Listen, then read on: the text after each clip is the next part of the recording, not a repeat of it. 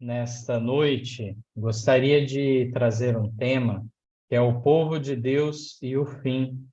Vou colocar em tela alguns slides e me chamou bastante atenção esta visão, a qual não me recordava, ao menos, de conhecê-la.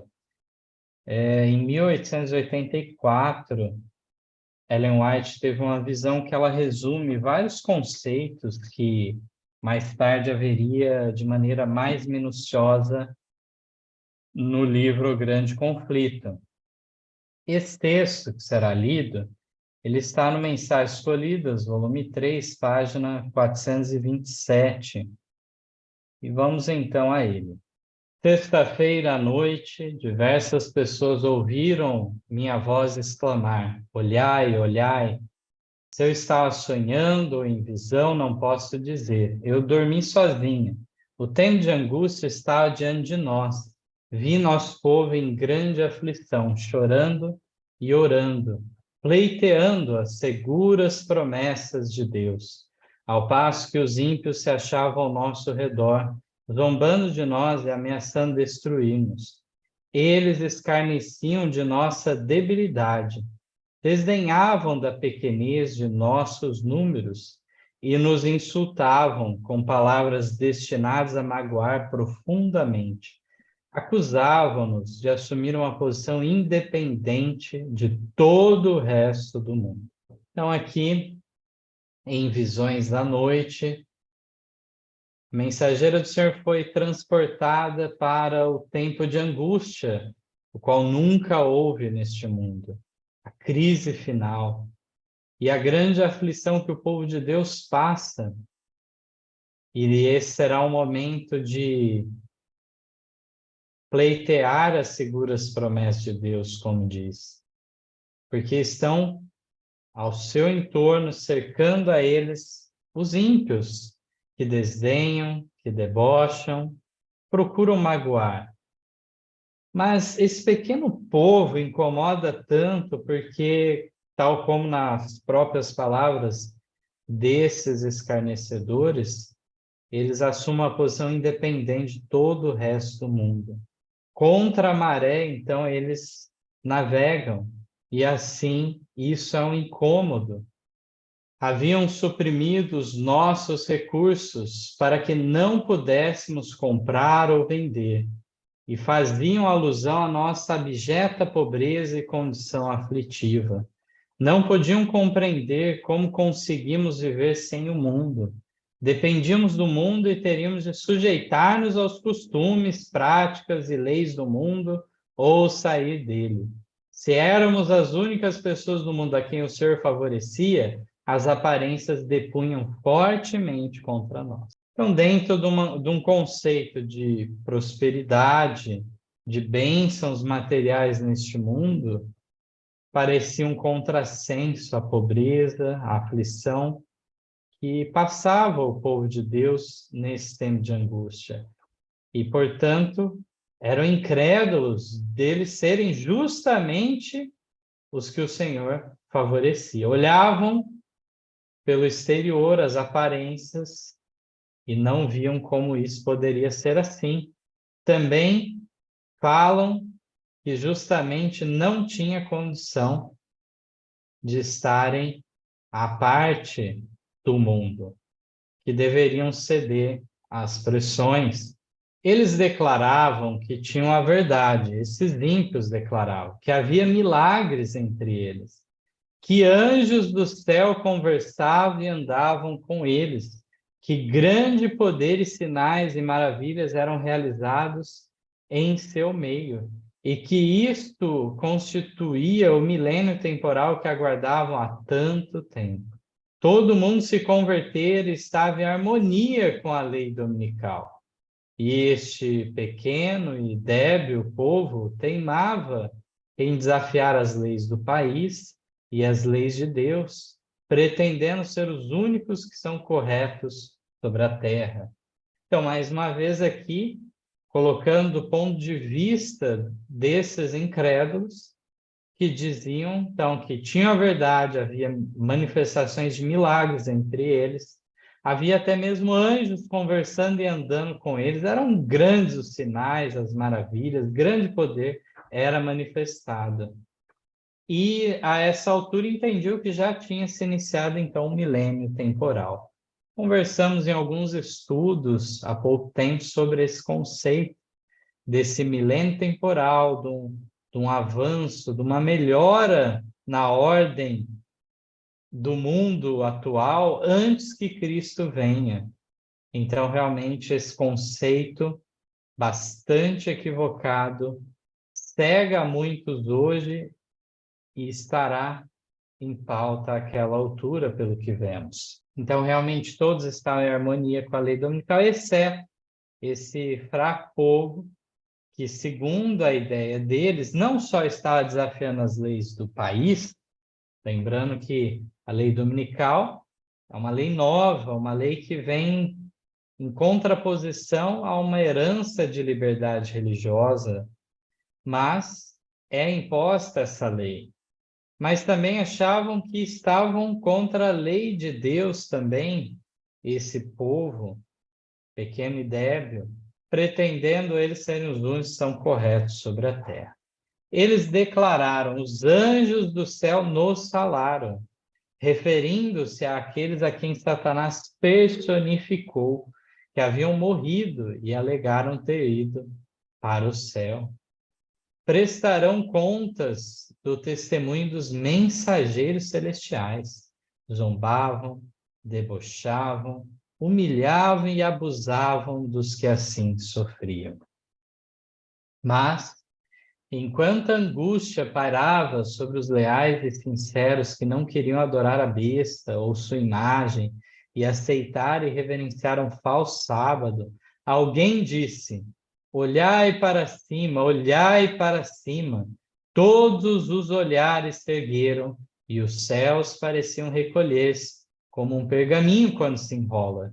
E assim como Estevão olhou para dentro do céu, nós também olhamos. Os escarnecedores nos insultavam, injuriavam e se gabavam do que tensionavam fazer-nos se persistíssemos em apegar-nos firmemente à nossa fé. Mas éramos agora como aqueles que não os ouviam.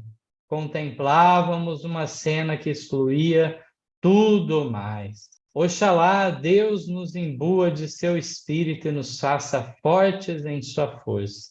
No grande dia do final e supremo triunfo, ver-se-á que os justos eram fortes e que a iniquidade em todas as suas formas e com toda a sua arrogância foi um débil e miserável fracasso e derrota. Apegar-nos-emos firmemente a Jesus, confiaremos nele, buscaremos sua graça e sua grande salvação. Precisamos esconder-nos em Jesus, pois ele é um esconderijo na tempestade, socorro bem presente nas tribulações.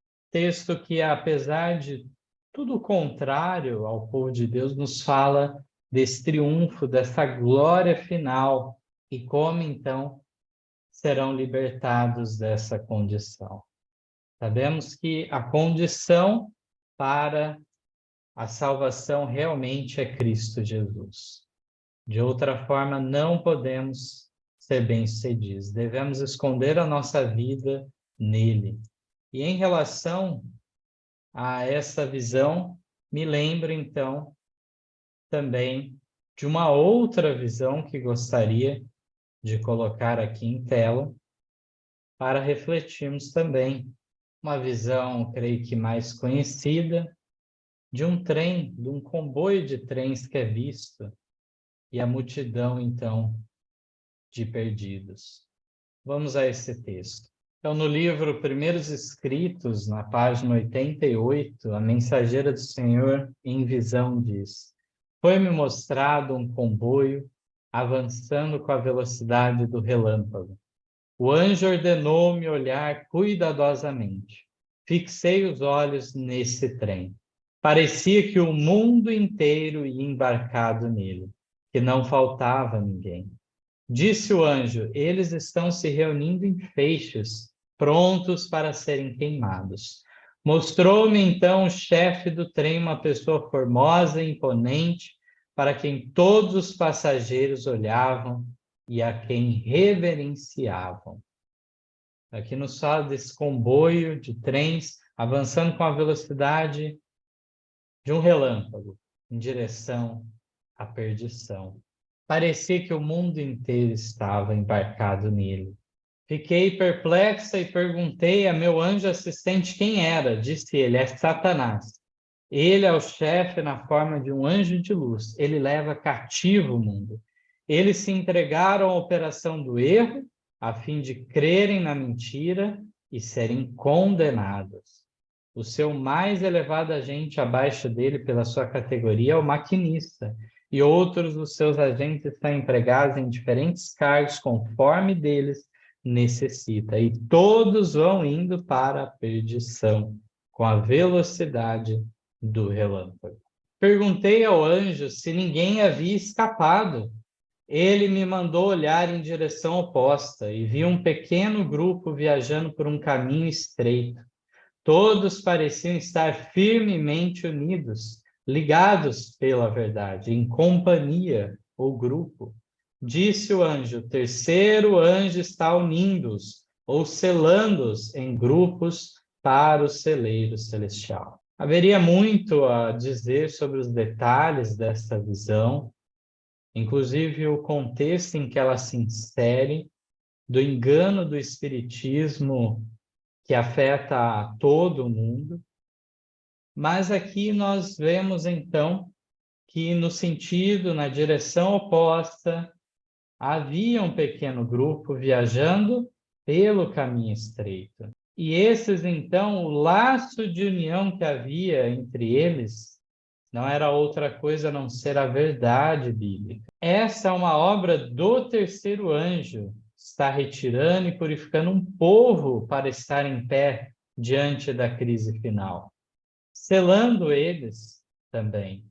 Esta é a obra do terceiro anjo. Também diz ainda que este pequeno grupo parecia atribulado, como se tivesse passado por duras provas e conflitos, e parecia assim como se o sol tivesse surgido por trás de uma nuvem, iluminando-lhes o rosto e dando-lhes um aspecto triunfante, como se sua vitória estivesse quase alcançada. Nós encontramos Jesus falando que realmente teríamos neste mundo tribulações, aflições, mas deveríamos ter bom ânimo, termos coragem, firmeza, porque ele venceu e abriu esse caminho estreito para trilharmos nele. Também, no mesmo Primeiros Escritos, nos dá a seguinte recomendação. Então, na página 87, antes da visão, diz que vi que os santos precisam alcançar completa compreensão da verdade presente, a qual serão obrigados a sustentar pelas Escrituras. Então, é importante termos esse embasamento escriturístico, de maneira que tenhamos condição de sustentar a verdade, apresentar às multidões, e assim, então, a verdade presente avançar. É interessante quando nós falamos sobre verdade presente, no mesmo livro, Primeiros Escritos, também a Mensageira do Senhor nos chama a atenção para essa questão. Os irmãos, depois quiserem ver em detalhes este texto, está lá no Primeiros Escritos, página 63, onde ela diz que há muitas verdades preciosas contidas na palavra de Deus, mas é a verdade presente que o rebanho necessita agora. Ela fala do perigo de vários mensageiros que surgem e eles procuram afastar a mente das pessoas do essencial para questiúnculas, para questões que não são de modo de unir o rebanho, de santificar a alma.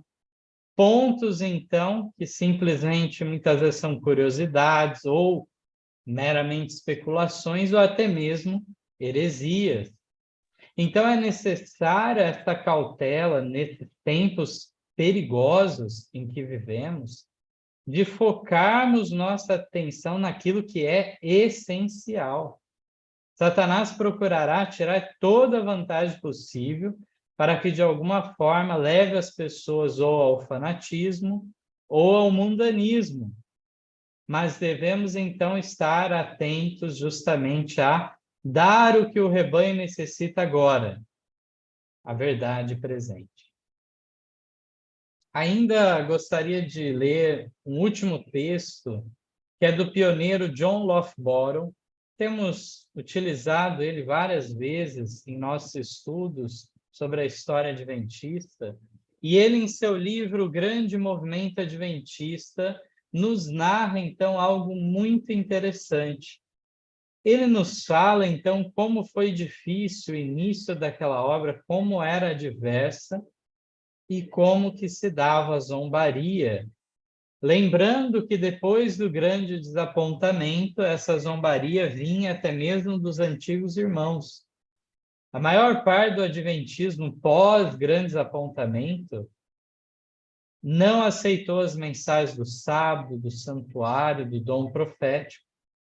E, portanto, apenas uma minoria dentre aqueles que aguardavam a breve volta de Cristo avançou em direção a estas mensagens relacionadas aos 3 anjos de Apocalipse 14. Havia justamente o deboche por parte dos céticos de fora no mundo, havia por parte também das igrejas, da qual eles tinham saído fazia pouco tempo por ocasião do clamor da meia-noite no verão de 1844, e havia até mesmo por parte dos adventistas do primeiro dia.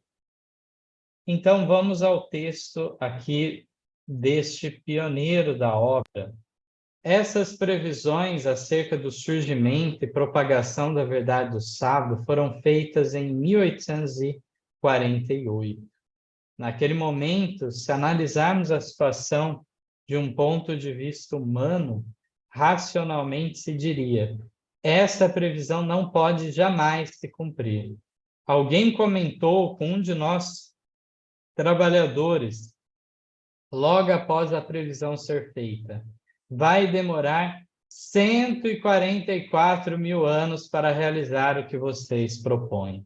Então, a Mensageiro do Senhor recebe uma visão em 1848, falando, então, que era necessário propagar a verdade do selamento e que o selo era o sábado.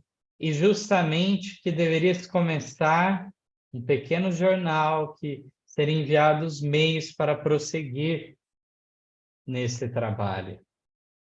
Tudo isso em 1848, mas eles eram um pequeno grupo, muito espalhado, e então, emergente, que estavam se unindo através dessas verdades que tinham surgido depois do grande desapontamento, e justamente do ponto de vista humano, pensava que nunca se cumpriria. E, juntamente com aqui um desafio relacionado justamente à crença no selamento de 144 mil, que vai demorar 144 mil anos para vocês realizarem o que vocês estão dizendo que tem que ser feito. O que, diriam eles? 3 pregadores, o irmão White, sua esposa e o irmão Bates, todos sem dinheiro, com menos de 100 adeptos, todos desprovidos de dinheiro, saindo com algumas centenas de exemplares de um panfleto de 80 páginas sobre a questão do sábado para soar uma mensagem de alerta a todo mundo? Pretensão ridícula.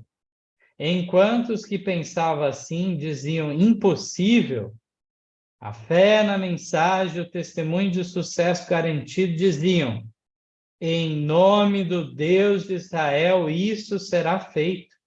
E confiando na sua força, isso precisa ser feito.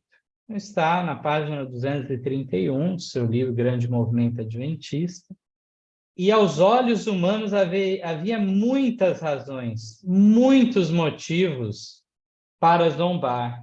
Ora, 3 pregadores, sendo um desses ainda uma mulher, todos eles sem dinheiro. Adeptos? Bom, adeptos, menos de 100 adeptos. Como, então, levar essa mensagem a todo mundo? Então, uma certeza devemos ter, que não levaremos essa mensagem a todo mundo mutilando essa mensagem, diminuindo, enfraquecendo, pregando parcialmente. Uma pregação parcial do Evangelho já tem sido feita pelas demais igrejas da cristandade, mas é papel do remanescente dos últimos dias anunciar as 3 mensagens angélicas de Apocalipse 14, levar a todo mundo essa mensagem. E a confiança deve ser, então, no poder do Espírito Santo para a realização dessa obra, não através meramente de meios humanos, de esforços humanos. Devemos cumprir a nossa parte, mas entendendo que é necessária a unção do alto para a realização desta obra de maior magnitude que já houve na história terrestre. Que Deus possa nos capacitar para essa obra, que seja o nosso desejo de todo o coração fazermos parte na proclamação do Evangelho. Amém.